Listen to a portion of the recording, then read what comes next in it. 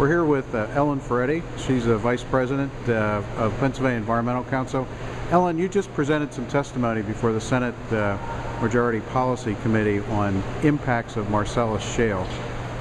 What kind of impacts are we seeing out there on the ground based on your experience? Well, as I testified, we're seeing a lot of increased truck traffic, impacts on roads. We are seeing some fragmentation, disturbance of habitat, which is obviously to be expected. We're seeing human impacts, we're seeing human services impacts, we're seeing a lot of people who are protesting at public meetings.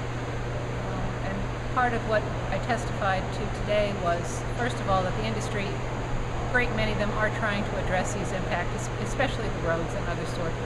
A great deal of them are communicating with the community and trying to make this a win-win for everybody. And that sort of collaboration, along with a repository of more factual information, hopefully would fill this void that's been created where a whole lot of suspicion and just misinformation and malcontent is basically residing at this point. You mentioned you think there's some gaps in information provided to the public, to agencies. What do you think some of those gaps are at this point? It's maybe not so much gaps, but there's disparate information. There's information coming from all sources. There's no one place somebody could go that they could really trust. So if a rumor got started somewhere that something awful happened, is there anywhere that the press and the public can go to say, all right, let me check that out and let me see what really happened in that instance?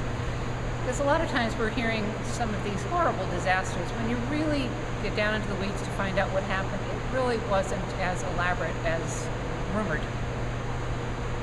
PEC did a report last year based on a conference. Can you tell us a little bit about what was in that report and maybe one or two of the findings of the report? It was based on a dialogue that occurred at Duquesne University over a 2-day period with various experts, various aspects of the environmental community.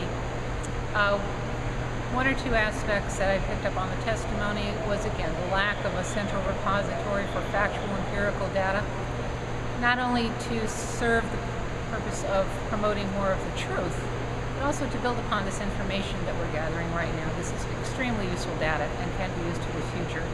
And the other was the need for a cumulative and cooperative planning process up front, and evaluation of cumulative impacts on the back end. And one of the models talked about was a model being used in Colorado at this time. In terms of your initiative, the Pocono Area Initiative, what do you think the future impacts of Marcellus will be on that particular region based on your project and your activities?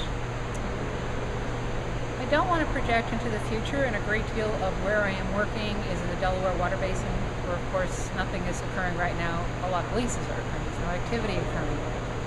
I will say that in the upper Susquehanna Basin, a lot of what you're seeing by local groups is an impact on the conservation side, the land trust community. It's not that things are stopping, it's just a different game now. There's more dialogues that have to occur. Some people want to be able to preserve their land, but they put a lease on the whole property. And now that the well pad is there, they'd like to maybe ratchet that back and preserve the other part of their land that is not going to be used. Well, this is a very legal-based dialogue that has to occur, and at least the one land trust I know about, they're having that dialogue with the gas company and the owners. So there have been land impacts, but now when we're seeing the other side, when the well's already drilled, trying to deal with what we have now to make everybody happy. And, you know, the fact is, this is an industry like any other. If any industry came into our area at this pace, with this level of activity, especially because we are in development, we would be asking these same questions. And we are in an area that needs jobs. We are in an area that needs some opportunity. So the impact of the Pocono Forest and Water, I'd say at this point, is mostly on the conservation side, to change the dialogue, to find new ways of doing work, to have people preserve their land when they want to, new ways of addressing a large industry like this comprehensively, and new ways to increase the dialogue. Ellen, thanks very much. Thank you.